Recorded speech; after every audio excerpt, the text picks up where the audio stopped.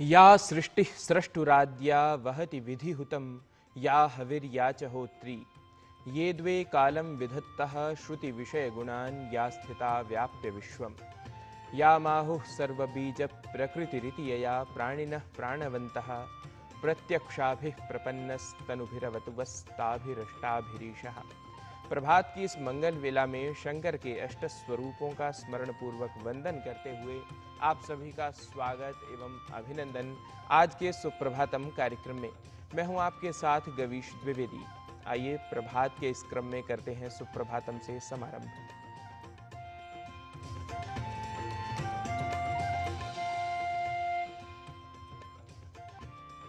कार्यक्रम में सबसे पहले जान लेते हैं अपने प्रथम प्रभाग आज के पंचांग के माध्यम से आज की तिथिवार एवं नक्षत्र को।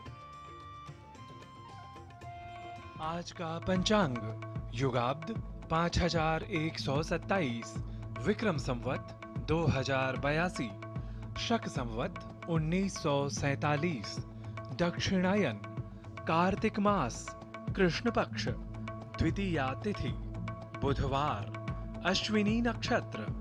आज का दिन सभी के लिए मंगलमय हो। कहते हैं लक्ष्य की प्राप्ति तभी होती है जब लक्ष्य प्राप्ति करने का मार्ग पता हो। वैसे ही मोक्ष प्राप्ति के लिए क्या मार्ग बताया गया है शास्त्रों में, आइए जान लेते हैं आज के सुभाषित के माध्यम से। योगोऽपि ज्ञानहीनस्तु न क्षमो मोक्षकर्मणि तस्मात् ज्ञानं च योगं च मुमुक्षुर्दृढमभ्यसेत्। ज्ञान रहित योग से मोक्ष प्राप्त नहीं हो सकता, अतः मोक्ष की इच्छा रखने वालों को ज्ञान व योग दोनों का दृढ़ अभ्यास करना चाहिए। Salvation cannot be achieved by yoga without knowledge. So one who desires salvation should practice both knowledge and yoga firmly.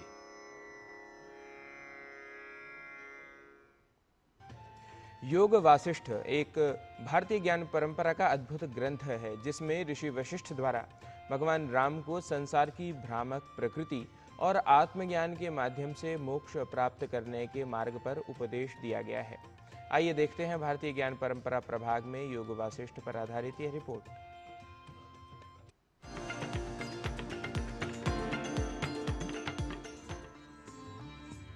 भारतीय ज्ञान परंपरा में आदर्श संहिता के रूप में उपस्थापित महर्षि वाल्मीकि द्वारा विरचित रामायण ग्रंथ का महत्व सर्वविदित है।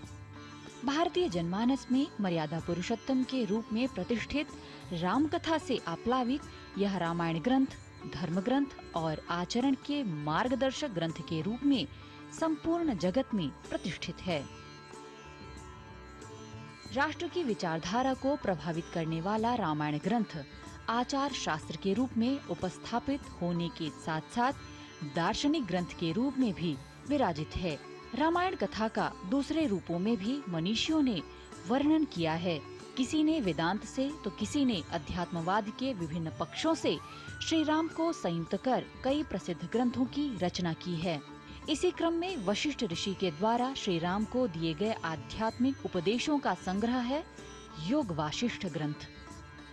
योग वासिष्ठ नामक पुस्तक में ऋषि वशिष्ठ द्वारा अपने शिष्य श्री राम को दिए गए वेदांत के उत्कृष्ट सिद्धांतों की शिक्षा समाविष्ट है। वेदांत के सिद्धांतों के स्पष्टीकरण के लिए उन्होंने सुंदर और रोचक कथाएं कही हैं। इस ग्रंथ में जगत की असत्ता और परमात्म सत्ता के दृष्टांतों को अच्छी तरह समझाया गया है। योग वासिष्ठ के अनुसार आत्मज्ञान द्वारा ब्रह्मानंद की प्राप्ति ही मोक्ष है। यह संपूर्ण ग्रंथ 6 प्रकरणों में विभक्त है। ये प्रकरण हैं वैराग्य, मुमुक्षु व्यवहार, उत्पत्ति, स्थिति, उपशम तथा निर्वाण। योग वशिष्ठ ग्रंथ सरल रूप से लिखा गया एक दार्शनिक ग्रंथ है जिसमें आख्यानों के माध्यम से दर्शन के गूढ़ रहस्यों का अनावरण किया गया है। महारामायण के नाम से प्रसिद्ध इस दार्शनिक ग्रंथ में श्री राम के जीवन चरित्र को नहीं अपितु अद्वैत वेदांत के विभिन्न विषयों को वर्णित किया गया है। जब भगवान राम की रुचि जो है सांसारिक जीवन से दूर हो रही थी, परंतु आगे श्री रामचंद्र को बहुत सारे कार्य करने थे, कोई ज्ञान उनकी आवश्यकता थी उस समय जो उनकी चेतना को, उनको रुचि जागृत करे कि ये जो संसार है इसकी रक्षा भी आवश्यक है। तो उस समय जो है मुनि वशिष्ठ ने आकर जो उनको ज्ञान दिया वो उस ग्रंथ में है। आज का युवा जो है वो बहुत बड़ी संख्या में आप देखेंगे मुझे बहुत टेंशन है, मुझे बहुत डिप्रेशन है, इत्यादि इत्यादि बहुत सारी आप बातें सुनते हैं, क्योंकि उनका जो मन है वो भटक गया है। तो जो भटका हुआ मन है उसके लिए योग वासिष्ठ एक बहुत ही महत्वपूर्ण ग्रंथ है। आवश्यकता है इसको ठीक से पढ़ने और समझने की और अपने जीवन में उतारने की। आदिकाव्य रामायण का न केवल भारतवर्ष में अपितु विदेशों में भी प्रचार व्यापक रूप से हुआ है। वर्तमान समय में रूस देश की राजधानी मॉस्को में स्थित ऋषि वासिष्ठ इंस्टीट्यूट द्वारा योग वासिष्ठ ग्रंथ का अंग्रेजी और रूसी भाषा में अनुदित पुस्तक का विमोचन दिल्ली स्थित भारतीय विद्या भवन में हुआ, जो यह दर्शाता है कि रामायण कथा की लोकप्रियता के साथ साथ इस ग्रंथ से संबंधित कई प्रकार के विषयों के रूप में लिखित ग्रंथों की भी लोकप्रियता विश्व भर में प्रसरित हुई है। योग वासिष्ठ ग्रंथ भी इसी क्रम में मन की शांति और आत्मज्ञान के लिए सभी द्वारा उपयोग्य और अनुभूत होने वाला एक अद्भुत दार्शनिक ग्रंथ है। निधि तिवारी, डीडी न्यूज।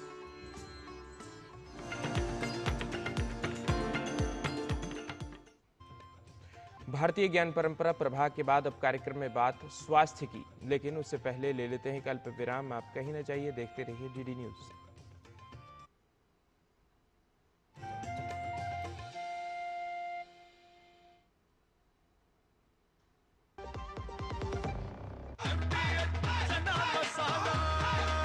अब छोलिया हो या लोबिया, सफेद चने या काले चने, सब कुछ मजेदार बने। जल्दी करो यार, प्लीज जल्दी। दूसरा कोई मैच है क्या? ऐसा ही कुछ है यार, बैंक जाना है दादाजी को लेके। हाँ यार, उम्र होने पर कभी कभी मदद तो लगती है, पर बैंकिंग में नहीं।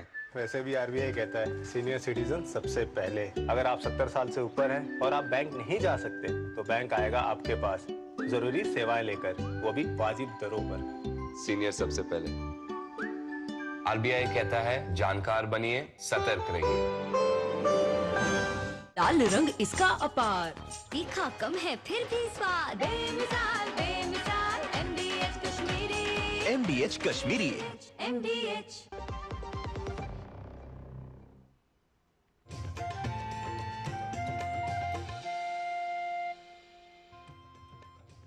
अल्प विराम के पश्चात पुनरपि स्वागतम सुप्रभातम कार्यक्रम में। आहार स्वास्थ्य का आधार है। हम क्या और कैसा भोजन ग्रहण कर रहे हैं, इसी से निर्धारित होता है हमारा स्वास्थ्य। स्वस्थ रहने के लिए कैसा आहार लेना उपयोगी होता है, आइए समझ लेते हैं हमारी सहयोगिनी किरण भारद्वाज की इस रिपोर्ट के माध्यम से।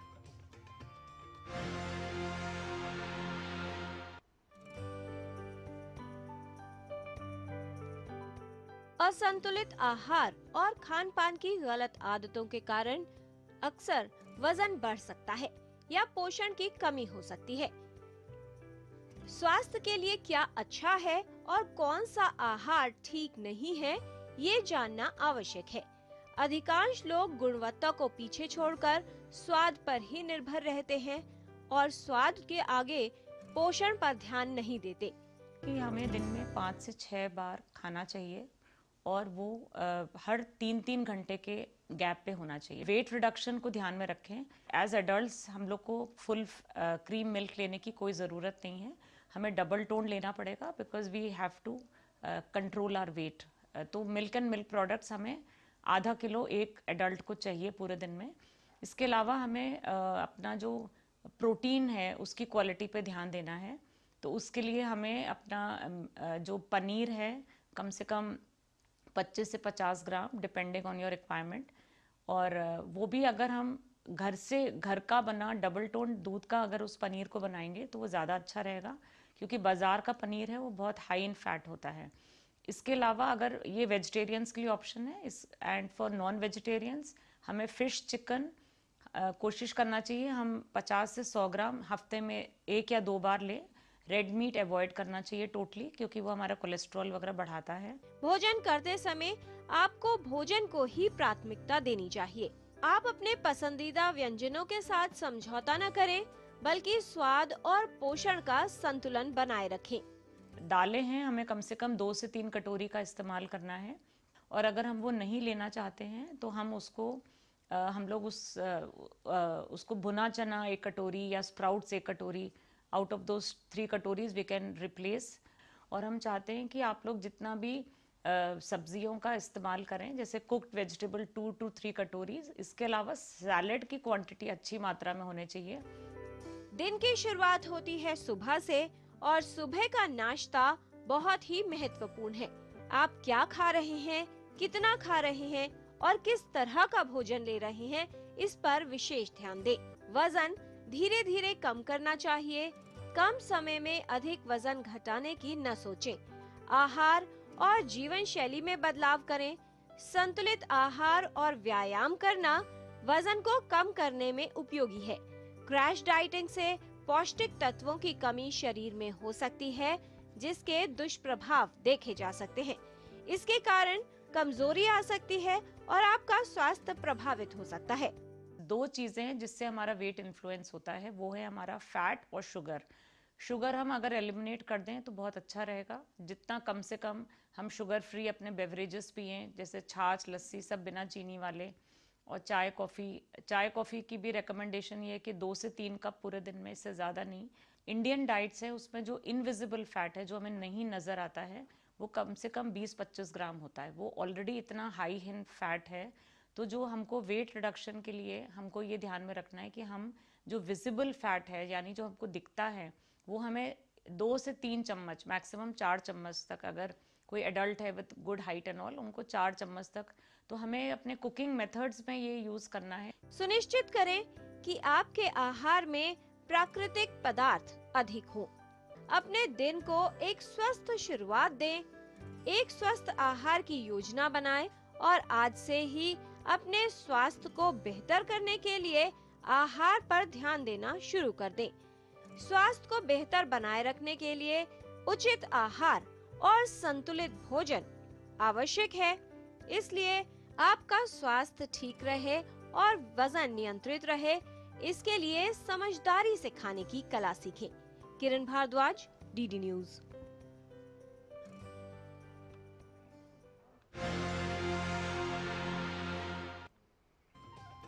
स्वस्थ रहने के लिए योग अत्यधिक लाभदायक है और विभिन्न समस्याओं के समाधान योगासनों द्वारा आचार्यों ने बताए हैं। आपने वैसे एक संस्कृत की लोकोक्ति सुनी होगी, अति सर्वत्र वर्जयेत, अर्थात अति को हमेशा रोकना चाहिए, वर्जित करना चाहिए। यह नियम भोजन पर भी लागू होता है। अधिक मात्रा में भोजन करना भी समस्या का कारण बन सकता है। तो आइए योग प्रभाग में देखते हैं अधिक भूख लगने की समस्या को नियंत्रित करने के लिए क्या कुछ उपयोगी क्रियाएं योग में बताई गई हैं। आज हम 2 ऐसे प्राणायामों का अभ्यास करेंगे जो हमारे एक्सेस हंगर और क्रेविंग्स को कंट्रोल करने में मदद करेगा। हमारा पहला प्राणायाम है भस्त्रिका प्राणायाम। उसके लिए हम एक मेडिटेटिव आसना, सुखासना और पद्मासना में बैठने का प्रयास करेंगे। अब हम एक रिदमिक मैनर में डीप इनहेलेशन और एक्सहेलेशन करने का प्रयास करेंगे, कुछ इस तरह।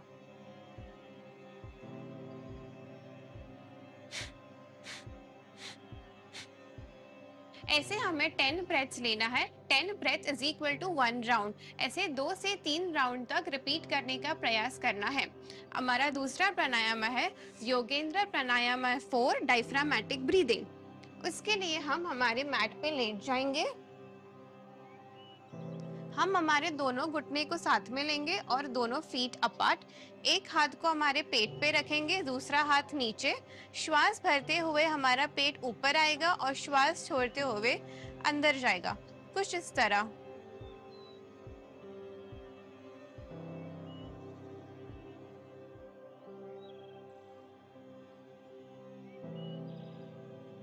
यह प्राणायाम को हम बैठ के भी कर सकते हैं, कुछ इस तरह। एक हाथ को हमारे पेट पे रखेंगे और सेम श्वास भरते हुए वो बाहर आएगा, श्वास छोड़ते हुए अंदर जाएगा।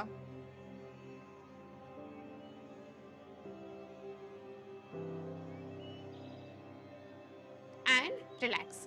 यह प्राणायाम को भी हमें 8 से 10 राउंड तक रिपीट करने का प्रयास करना है। यह दोनों प्राणायाम का नियमित रूप से अभ्यास करने से हमारे कोर मसल स्ट्रॉन्ग होंगे और हमारी कंट्रोलिंग कैपेसिटी भी बढ़ेगी।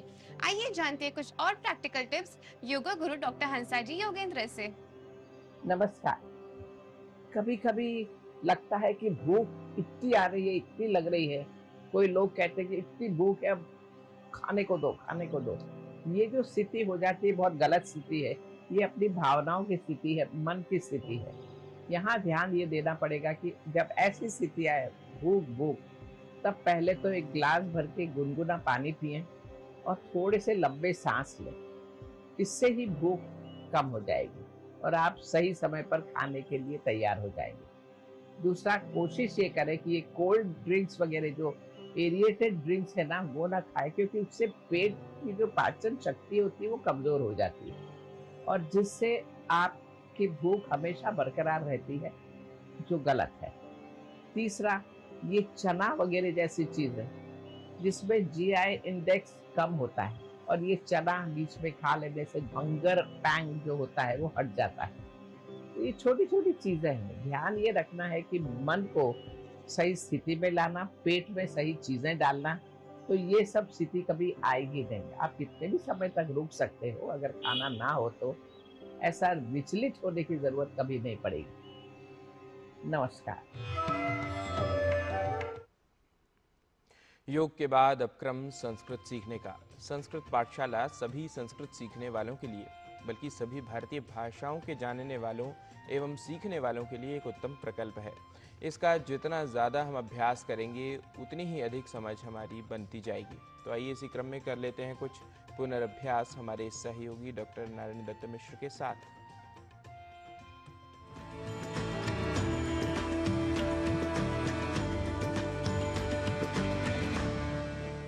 संस्कृत पाठशालायां सर्वेभ्यः पुरस्करोमि स्वकं नमः। अहम नारायण दत्त मिश्रः।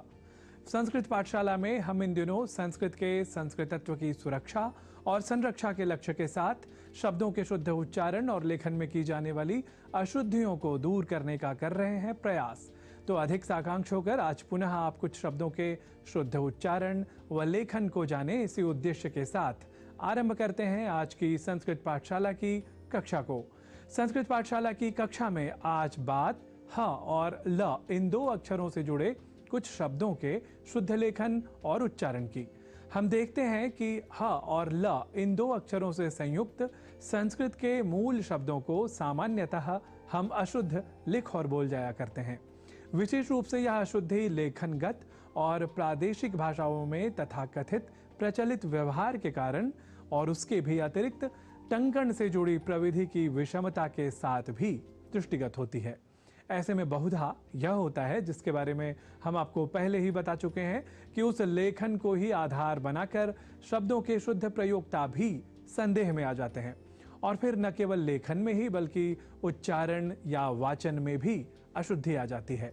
हम इन्हीं अशुद्धियों की ओर आप सभी का ध्यान कर रहे हैं आकृष्ट, क्योंकि संस्कृत भाषा सीखने के क्रम में यदि आप सर्वप्रथम शब्दों की शुद्धता के ज्ञान से स्वयं को जोड़ लें, तभी अत्यंत परिष्कृत, तार्किक और वैज्ञानिक संस्कृत भाषा को कहीं अधिक सरलता से आप आत्मसात कर सकेंगे। तो आइए इस क्रम में आज हम ह और ल इन दो अक्षरों से जुड़े शब्दों को आपके समक्ष रखते हैं। ह और ल इन दो अक्षरों से जुड़े शब्दों के उदाहरण के क्रम में हम पहला शब्द ले रहे हैं प्रहलाद। यदि लेखन में ह और ल के संयोग में जब हम अपनी अनवधानता को लेकर या अन्य भाषाओं में अधिक व्यवहार के तथाकथित और असंगत तर्क को आधार बनाकर और सबसे अधिक टंकण से जुड़ी प्रविधिगत समस्या के कारण क्रम परिवर्तन कर दें, अर्थात ल को पहले और ह को बाद में व्यवहृत समझने लगे, तब हम प्रहलाद को प्रह्लाद लिख और बोल जाते हैं, जो कि होता है अशुद्ध। शुद्ध तो ह और ल इस क्रम से जुड़ा प्रहलाद शब्द ही है। इसी क्रम में दूसरा उदाहरण है आह्लाद। यहाँ भी यदि हम ह और ल के संशुद्ध क्रम को असावधानीवश परिवर्तित स्वरूप में समझ जाएं तो हो जाएगी हमसे अशुद्धि। अर्थात आह्लाद को आह्लाद इस स्वरूप में यदि हम लिख जाएं या लिखा पाएं, तब हम कई लोगों को इस शब्द के शुद्ध स्वरूप के विषय में भ्रांत कर जाएंगे। तो ऐसा हमसे चाहे या अनचाहे भी न हो, एतदर्थ अपने विवेक का प्रयोग यदि स्वयं कर लिया जाए या संस्कृत पाठशाला की कक्षा में बताए जा रहे शिक्षण बिंदु को यथासंभव आप याद रख सकें तो अवश्य ही ऐसी अशुद्धि नहीं होगी। अर्थात आह्लाद को आह्लाद इस स्वरूप में न समझकर या न लिखकर हम आह्लाद अर्थात पहले ह और बाद में ल इस अक्षर विन्यास से युक्त शब्द आह्लाद का ही लेखन और तदनुसार शुद्ध उच्चारण करेंगे। ऐसे ही शब्द विशेष जो अधिक व्यवहार में है वह है मल्हार। यहाँ भी हम में से कई ल और ह के सर्वथा शुद्ध अक्षर विन्यास को अनवधानतावश, या हमने आपको पहले ही बताया था कि टंकण से जुड़ी प्रविधि के अशुद्ध प्रयोग के कारण भी कभी कभी परिवर्तित कर जाया करते हैं।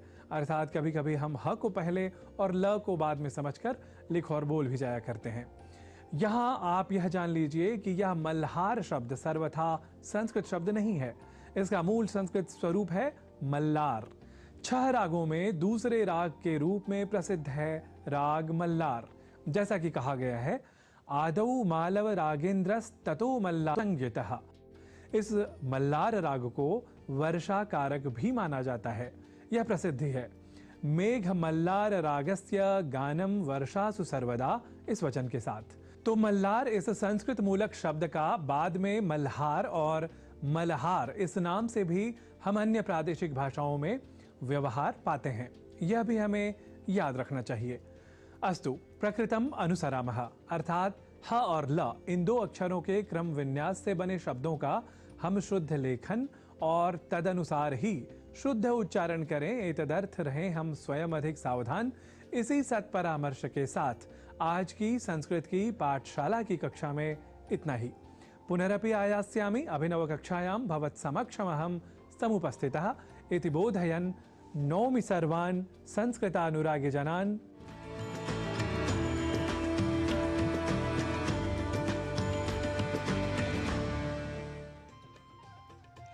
जगत में विद्यमान प्रत्येक प्राणी या जीव अपनी अपनी भूमिका में आवश्यक एवं महत्वपूर्ण होता है। इसी क्रम में सर्प अर्थात सांप भी है। इनके संरक्षण के लिए भी विशेष अभियान चलाए जाते हैं।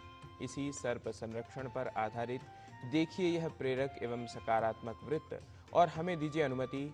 नमस्कार। पुनः मिलिष्यामः।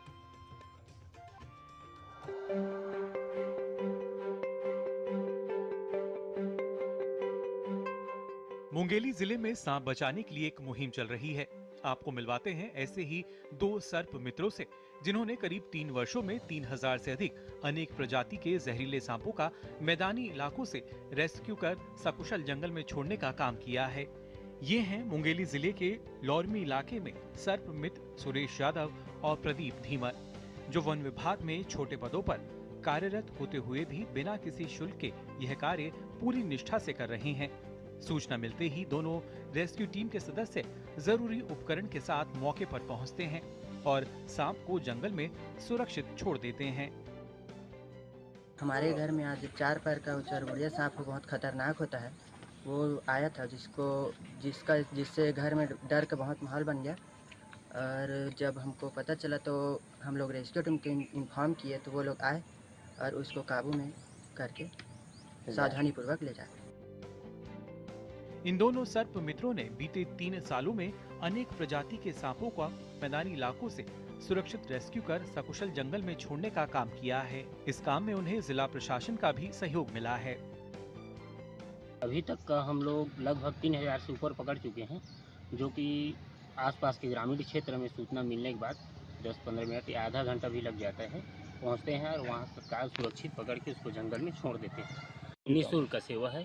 हमारे अधिकारी जो कलेक्टर साहब जो आदेश निकाले हैं स्नेक रेस्क्यू टीम के नाम से, उसी के आधार पे कर रहे हैं। सर्प मित्रों ने इस दौरान सांप, अजगर, अहिराज सहित अनेक प्रजाति के जहरीले सांपों का रेस्क्यू कर उन्हें जंगल में छोड़ा है।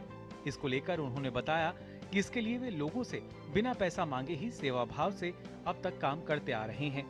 उन्होंने लोगों से अपील करते हुए कहा कि सर्प दिखने पर उसको मारना नहीं, इसकी सूचना हमें दें, हम उसे सुरक्षित निकालकर जंगल में छोड़ने का काम करेंगे। उन्होंने बताया कि कई बार जहरीले सांप उन्हें काटने का भी प्रयास करते हैं। इस दौरान भी वे सावधानी पूर्वक सांप को रेस्क्यू कर जंगल में छोड़ देते हैं। लोगों की सेवा करना अब उन्हें अच्छा लग रहा है। वे इस काम को लगातार आगे भी करते रहेंगे। छत्तीसगढ़ के मुंगेली से संदीप सिंह ठाकुर की रिपोर्ट, डीडी न्यूज।